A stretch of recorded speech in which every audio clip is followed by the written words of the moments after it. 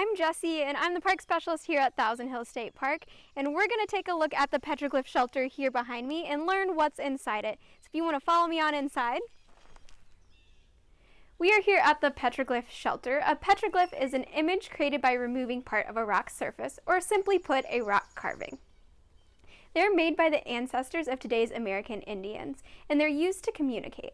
So our petroglyphs could symbolize a lot of different things. They may symbolize ceremonies, stories, history, or any other important life events. While the date of creation is unknown, we do have an educated guess on when these petroglyphs were created. So we believe that they were created during the late woodland period, which is 600 to 900 AD, or about 1600 to 1000 years ago. And this is just based on the symbols that we have and the lack of some symbols that would be in the next time period. It's really difficult to determine when petroglyphs were created because they're made by removing part of a rock. We also don't know if they were made at the same time, so that's why we just have an estimate about when they were created. Now, this petroglyph site was discovered in 1955 by a Kirksville resident who happened to be a member of the Missouri Archaeological Society. When he found these, he let the society know, and the following year somebody came out and authenticated the site, made sure these really were petroglyphs, and then they started to work on protecting them. And by 1970, they added these petroglyphs to the National Register of Historic Places. And we're going to be taking a closer look at the petroglyphs, learn about some of the symbols that you can see. The most common symbol among Missouri petroglyphs is birds, and that's a very common symbol here at our site as well.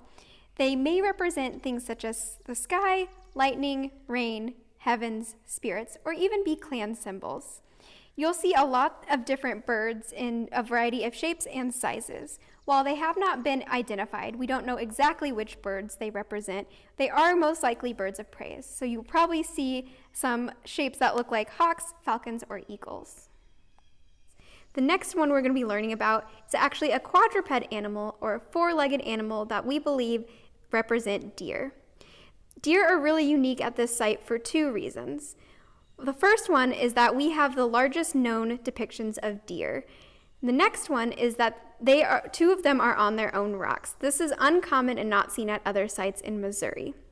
These deer may represent an animal that was hunted, feared, desired, nearby, or ceremonial. As you can see in these images, unfortunately, some of the petroglyphs have been vandalized. We ask that you respect the petroglyphs because they are a legacy from Missouri's ancient past and have been listed in the National Register of Historic Places. And we're going to take a look at the snake symbol, which is the second most common symbol found among Missouri petroglyphs, but is not very common at our site. There are different symbols that could represent snakes. Some have an open mouth, some have no head, and then some have a closed mouth.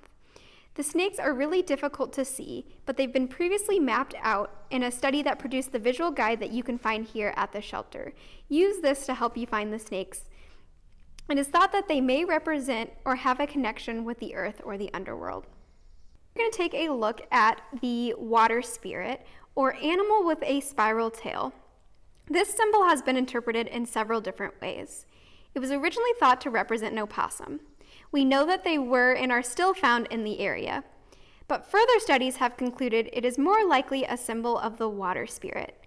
Archaeologists learned that the water spirit is highly important in many oral traditions and cultures.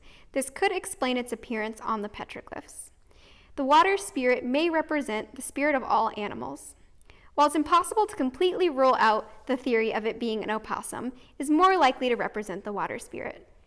While we're fairly certain what some of these symbols represent, there are many that remain a mystery. We cannot know for sure what they mean, why they were carved into these rocks, and why they're spread out the way that they are. The only way to know for sure would be to ask the creators. Thank you for learning about this amazing cultural and historical site with me. I hope you enjoyed this virtual tour. Come on out to Thousand Hills State Park to learn more and see a lot more. For more information, follow us on our Facebook page.